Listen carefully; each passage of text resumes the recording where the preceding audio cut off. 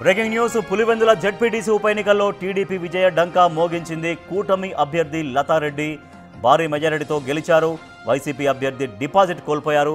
Pulivendula ZPTC ఉప ఎన్నికల్లో TDP అభ్యర్థికి పోలైన ఓట్లు 6,716, వైసీపీ అభ్యర్థికి 683 ఓట్లు మాత్రమే పోలయ్యాయి. 4 దశాబ్దాల తర్వాత పులివెందులలో ఎన్నికలు జరిగాయి. గతంలో ఏనాడు పోలింగ్ వరకు ఎన్నికల దశ రాలేదు. ఏకగ్రీవంగానే అభ్యర్థి ఎన్నిక జరిగేది. ఈసారి మాత్రం పులివెందుల జెడ్పీటీసీకి ఉప ఎన్నిక పోలింగ్ జరిగింది. ఈ పోలింగ్లో టీడీపీ అభ్యర్థి లతారెడ్డి విజయం సాధించారు. ప్రస్తుతం బీటెక్ రవి టీడీపీ నేత, లతారెడ్డి భర్త బీటెక్ రవి మాట్లాడుతున్నారు. లైవ్లో చూద్దాం. తర్వాత రెండో పాయింట్ వచ్చేసి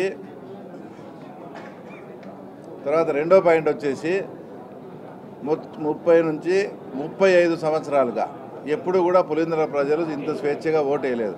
మేము ఓట్లు అడగని పోయినప్పుడు, సార్ మీరేమో ఓటు అడుగుతున్నారు, మమ్మల్ని ఆ రోజు వేయించారు కదా అని మమ్మల్ని అడిగేవారు. మేము నిర్భయంగా ఓటు వేస్తాం, ఫస్ట్ టైం మీరు స్వేచ్ఛగా పాల్గొనండి అని మేము వాళ్ళకు భరోసా కల్పించడంతో వాళ్ళంతా స్వేచ్ఛాయుత వాతావరణంలో ఈ ఎలక్షన్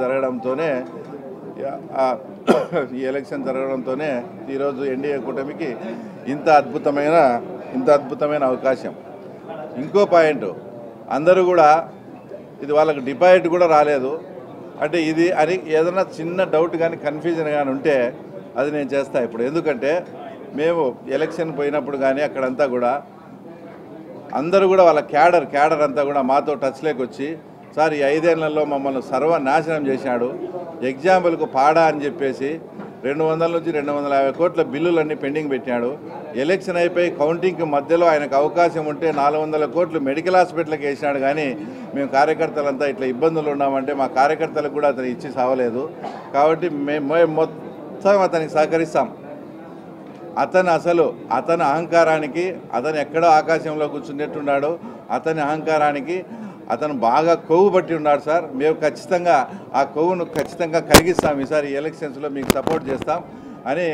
ఇంకా అసలు నేనన్నా ఆయనకు అని చెప్తానా, వాళ్ళు మాట్లాడిన మాటలు కానీ యాజ్ ఇట్ ఈజ్ జగన్మోహన్ రెడ్డికి కానీ వినిపిస్తే ఆయన ఆత్మహత్య చేసుకుంటాడు. అలాంటి పదజాలము పులివెందుల వాళ్ళ క్యాడర్ వాడి నాకు సపోర్ట్ చేసినందువల్లనే ఇప్పుడు ఆ తర్వాత ఇంత అద్భుతమైన విజయం. తర్వాత ఇక్కడ 4వది ప్రధానమైన పాయింట్ ఏంటంటే, అక్కడంతా కూడా అరటి రైతులు మొత్తం అంటే పులివెందుల మండలంలో ఎక్కువ అరటి రైతులు. అక్కడ ఎర్రబల్లె చెరువు అనేది ఒకటి చాలా ఇంపార్టెంట్. చిన్న పని చేస్తే కూడా ఆ తర్వాత ఆ ఎర్రబల్లె చెరువు నిండుతుంది.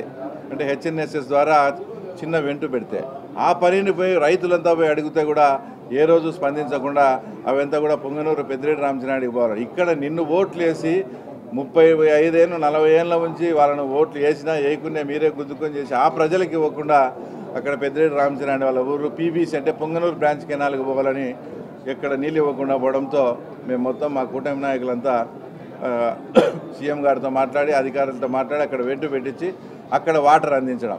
ఈ 4 కారణాల వల్లనే మేము ఊహించిన దానికన్నా కూడా తర్వాత ఎక్కువ మెజార్టీ ఈరోజు ఆ తర్వాత అక్కడ వచ్చింది.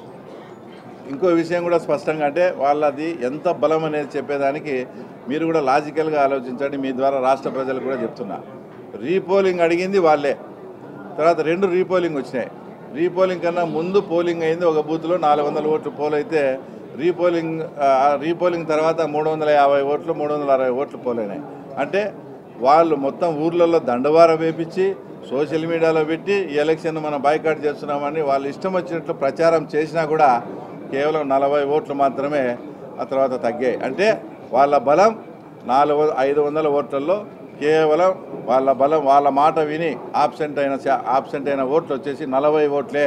ఇప్పుడు ఆ రకంగా క్యాల్కులేషన్ వేసుకునే కూడా ఖచ్చితంగా వాళ్ళకు వచ్చిన 682 ఓట్లు నిన్న వాళ్ళ ఆబ్సెంట్ అయిన విధానాన్ని బట్టి చూస్తే 2 కరెక్ట్గా టాలీ అవుతున్నాయి. అంటే వాళ్ళ బలం 500 ఓట్లలో వాళ్ళు చెప్తే బాయ్కాట్ చేస్తున్నామని వాళ్ళు చెప్తే వినకుండా అందరూ హాజరైనారు. వాళ్ళ మాట వినింది కేవలం 40 ఓట్లు మాత్రమే అనేది ఆ తర్వాత నేను మీ ద్వారా తెలియజేస్తూ ఉన్నా. ఒక్కసారి మా ముఖ్యమంత్రి గారు ఎంతో ప్రజాస్వామ్యం అంటే ఆయన పడి చచ్చే మనిషి. అలాంటి ప్రజాస్వామ్యవాది చేతనే అంతకుముందు ఎలక్షన్స్లో ఇదే జెడ్పీటీసీ ఎంపీటీసీ ఎలక్షన్స్లో ఆయన నోటి వెంటనే మేము ఎలక్షన్ బాయ్కాట్ అని అనిపించారంటే మీరు ఎంత అప్రజాస్వామ్యంగా వ్యవహరించినారో జగన్ రెడ్డి కానీ అవినాష్ రెడ్డి కానీ ఏదో పెద్ద పుడింగ్ అని పెద్దిరెడ్డి రామచంద్రారెడ్డిని కుప్పం వచ్చి ఏమేమో చేస్తారు కదా.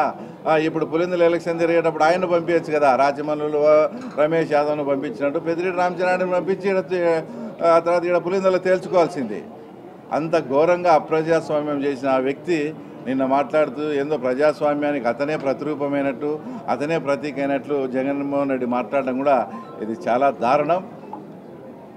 ఇంకొక విషయం మాట్లాడితే ఏదో గంగమ్మ జాతర అంట రఫా అని రాష్ట్ర ప్రజలను రాష్ట్ర అధికారులను భయపడించే మార్గం చేసి ఈ 3.5 సంవత్సరం తన పార్టీని తన పార్టీ కార్యకర్తలను సర్వైవ్ చేసుకోవాలనే ఉద్దేశంతో రఫా అని ఎప్పుడో 3.5 సంవత్సరం 4 ఏళ్ళ గవర్నమెంట్ మారుతుందంట, అప్పుడంట గంగమ్మ జాతర అంట రఫా అంట.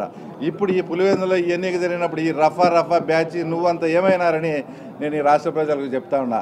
ఏంది లేదు, జగన్ది ఉత్త డొల్లతనము, ఉత్తది ఊరికే మేకపోయేది గాంభీర్యము, తన పార్టీ ఉనికిని కాపాడుకునే దానికి రఫా అన్నాడు. కానీ ఇప్పుడు అదే రఫా ఉండింటే ఆ రఫా బ్యాచ్ ఏమైంది, పులివెందులో ఇంత మెజార్టీలు ఎట్టొస్తాయని మేము రాష్ట్ర ప్రజలకు చెప్తూ, చివరగా నేను ఫస్ట్ క్లాస్ స్టూడెంట్, నాకు 4.5 లక్షల మెజార్టీ వచ్చింది, తర్వాత నువ్వు తలకిందులు తపస్సు చేసినా నీకు ఆ మెజార్టీ రాదని మా ముఖ్యమంత్రి అన్నప్పుడు ఈరోజు మెజార్టీ డిపాజిట్ కూడా రాలే. ఈ మెజార్టీ గురించి నువ్వేం సమాధానం చెప్తావని కూడా తర్వాత ఆయన మేము ప్రశ్నిస్తా ఉన్నాం. Thank you.